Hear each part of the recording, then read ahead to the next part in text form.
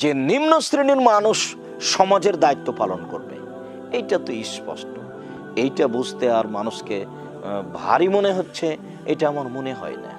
সমাজের যারা সমাজপতি, সমাজে যারা কথা বলে, তাদের আসলে ধর্মীয় জ্ঞান আছে, এটা আমরা মনে করতে পারি না।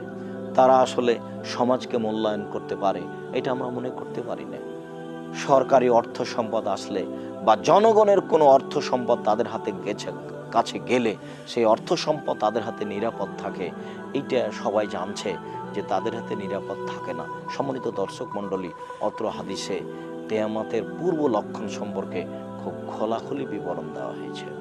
সম্মানিত দর্শক মণ্ডলী, আবু হুরায়রা রাদিয়াল্লাহু তাআলা আনহু বলেন, রাসূল সাল্লাল্লাহু আলাইহি ওয়াসাল্লাম বলেছেন, লা তুনতাকুনা কামা ইউনতাকুত তামারু মিন আগফালিহি, তোমাদেরকে কল্যাণ থেকে খালি করে দেওয়া হবে। সামাজিকভাবে তোমরা কোনো কল্যাণ দেখতে পাবে না। যেমন ভাবে খেজুরকে ঝুড়ি থেকে ঝেড়ে বের করা হয়,